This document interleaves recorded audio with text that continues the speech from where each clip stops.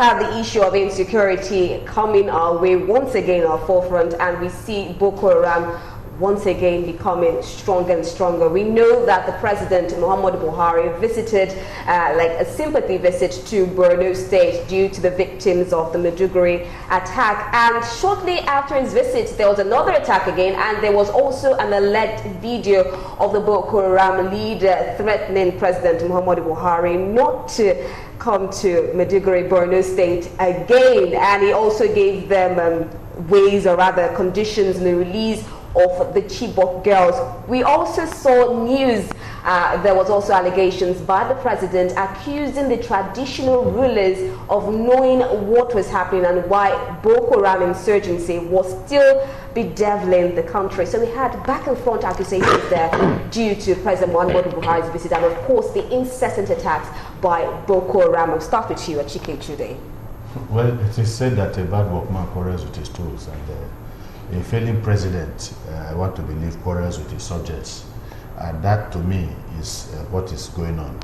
As much as some of us disagreed with President Ibrahim Babangida when he was in power, okay, especially over the annulment of June 12, 1993. Of course, you know that the nation was on fire as a result of that. And there are so many intrigues that led to it. But the day he was addressing the nation on that, as he was about to, I think he was about to leave then also, he said that there are so many things that happened. So many people played certain roles and the rest, but the reality is that regardless of what happened, the buck stops at his table. He takes responsibility. Oh, yes. I remember that statement he made at that time. He's the president. Now there's only one president and commander-in-chief of the Nigerian Armed Forces, one, and that is President Buhari, Muhammad Buhari. He made a vow, and in fact it was on the basis of insecurity. I think that was the major thing apart from corruption, that Nigerians were fed up and said Jonathan and the PDP must go. We cannot forget the groundswell of opposition to the PDP and Jonathan that led to their exit from power. On every count, this president has failed, as far as I'm concerned. And nobody can tell, you know, it started by things are bad. You tell us, after all, it was bad with the last administration. Whether it is security, whether it's economy, whether it's corruption and the rest. The last administration, the PDP administration, was notorious for failure in so many ways. So why would that be a reference point to you whenever, you know, things went bad? You are referring to a failed project as a reason for determining how much better you are. It just tells you, you know, that something is, you know, has been wrong with this, you know, process and with this APC and the president himself. You know, now the president has said all kinds of things. But I remember again when in one of their releases, the Catholic Bishops Conference of Nigeria described Nigeria as a killing field. You know, and that I was talking about the spate of killings, the violence, and all the deaths in the country. And they said, look, and they now said something about the service chiefs. He said the fact that you have retained these people regardless of the violence that is being visited on Nigerians everywhere, it would appear that you still repose confidence in your service chiefs. Therefore, you are responsible for the failure of the service chiefs. There are no two ways about that. Now he goes to Bruno, and do not forget that some of these places are, you know, places where the president has almost ironclad support. He won that state generously in the last election. People continue to believe in him that he could do some magic to turn the situation around. The same people, of course, after the booing of the president, the normal thing they told us, what all politicians do, is to say that people were paid to boo him. In a state where you are so popular, because the following Buhari has all this while the president in the north is, people describe it as cult-like. So you how much, even though there is poverty, which you know, Shomi talked about, Biodo, but not among people that are ardent, you know, followers of the president. But the reality is that there is disappointment. The reality is that they are losing brothers, sisters, fathers, mothers, and the rest. And then the president comes and he holds them responsible for what is going on. He holds the traditional rulers. Do we know how many of these traditional rulers have been kidnapped in the north before now? The emir of Goza was killed some time ago, together with some, it was in the company of some other emirs, about 2 of them also were killed when they were going for the burial of another emir. Some have been kidnapped, some have been terrorized. The people themselves, You know, and so who are they going to give information to? They say yes, they are talking about actionable intelligence. They can only get it from the people. The people do not know who they are going to give it to. The soldiers that they are going to approach to give them this intelligence, do they know whatever affiliations they might have with the terrorists? Because the reality, you know, is that we have been told about internal contradictions of our military. We have been told about people very well in the military that are sympathetic to these other people. So who are you now going to? It's the problem that a lot of us have been having, you know, people tend to have with the police. You know, police is your friend, report any crime and the rest. And then sometimes when they report, we find instances where people reported, you know, issues to the police. In the evening, maybe armed robbery or whatever, in the evening they visit you in the, you know, and they tell you that they saw your what do you call statement, you know, that you made at the police station. So instead of, I think the reality is that, you know, this government has failed when it comes to the issue of security. People are dying. The blood count, the body bag keeps on increasing every day, and all we're having every single time is excuses. It cannot be tolerated anymore. Okay, you've talked about the failed structure of security under Buhari's administration, and also you talked about affiliations once again with the security agencies and insurgents.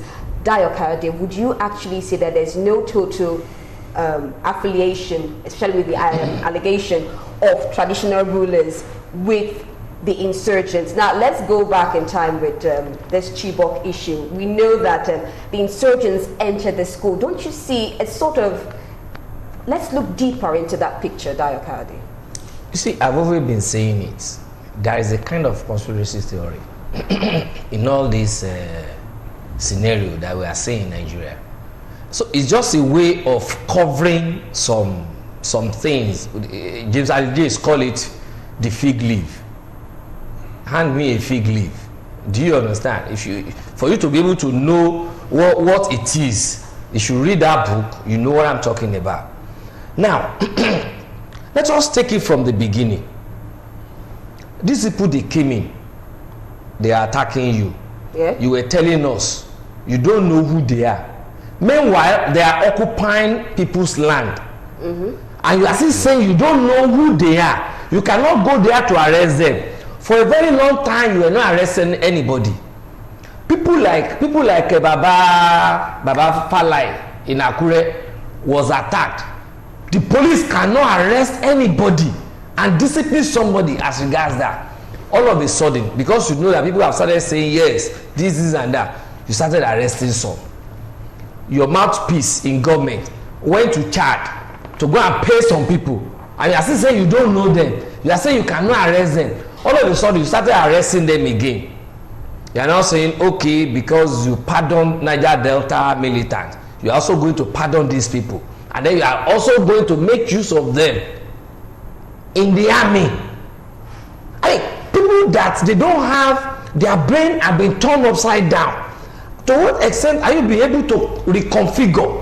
It's just like phone. When you want to reconfigure your phone when it's giving you problem, you know you have to reconfigure that phone for it to be perfect. How have you reconfigured their brain? You are now bringing them back to the army. So tell me, why will they, how they will not be taking information of the army on how to arrest some insurgents back to their people? And then how they themselves will not be sabotaging the efforts of the military or in order to arrest them. But for people to now shade away from all those, you are now coming to the traditional rulers. What has traditional rulers got to do about that? The traditional rulers are not taught the art of war. They are not taught the art of information gathering. The only thing they can do is to watch over their own domain. But don't they watch over their domain, so don't they know who and who is in their community? And that is why they are strangers infiltrating their community. That is where I'm coming. If not because you have mentioned Amotekun, I wanted to link it to Amotekun. You can. Now, look at this Amotekun now. When they were coming up with Amotekun, they didn't just come up with Amotekun. They found out that some people were troubling them in the environment, southwest axis. And they said, okay, what do we do? They came together, they brushed them off. At the end of the day, there was peace. And I said, okay, for us to continue with this peaceful living in our environment, let us go form a kind of a night, just like the night watchman you have on your streets, and then they call it Amotekun. And you know that when they are forming that, what they have used towards pursuing these people, they will still continue to use it, and to that extent they will be arresting some people, and then when they start arresting some people, those people will be talking, just like El-Rufai said of recent. He said when he was a minister, he was getting a lot of security information, and they ensure that the president is having well over 100% of the information, that so that the president has information about who and who are dealing with us now. El-Rufai said it on a recorded television, which is in the social media space. Do you understand? Now, Amotekun now said they are out. Leave the federal government. Leave Buhari on his own. In this Southwest, we catch them.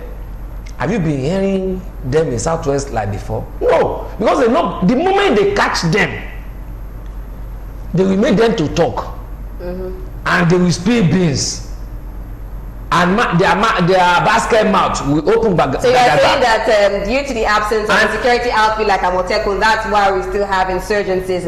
Wait now, maybe all other regions have started their own this now. Just let them come up with their own. You will see how these people will run away. Okay, let's quickly hear from the other show. Let's hear his own take on it. Is it on Amotekun? No, we are talking about the president's visit insecurity. Yeah, the issue is very clear to me. One, the traditional rulers do not have security men or intelligence officers. Okay. You know, for a country that spends billions on intelligence services, both military intelligence and the civil form of it, which is the DSS, you know, hoping that traditional rulers handing Miaga salary a month will be the one to give them the intelligence. I don't understand that. I can't swear it all. So I think it's the president's statement underlines the failure of intelligence services, because you can only fight this war, you know, using intelligence. It has to be intelligence-driven one, and because it starts from people you are sending to the war front, making sure that they are not compromised. And one of the things in which this government is can be held culpable is the idea of releasing arrested Boko Haram terrorists and then reintegrating them back into the military. So how do you expect that information will not leak? Don't forget one thing. When the Americans wanted to help us the other thing, some years ago, they realized that their intention, the battle maps allegedly discussed with the Nigerian soldiers, were actually leaked to the insurgents. They've moved overnight. Before night time, they have moved from that location. So they found themselves with nothing after doing all the area reconnaissance, you know, with their hand. So obviously, when you now begin to reintegrate convicted or arrested terrorists into the Nigerian army, what you are doing is actually you are strengthening the base of the terrorists within the Nigerian military structure, while at the same time undermining the efforts of the Nigerian military structure. So for me, there is no point in blaming traditional rulers, who in any case have no soldiers or they are not being paid to gather any information. Their job, they are not police officers. The Nigerian police force, the military, they are the ones responsible for that. So it is better for us to admit the failure of the current effort so that we can re-strategize, you know, and replanning rather than blaming it on poor. All right. Okay.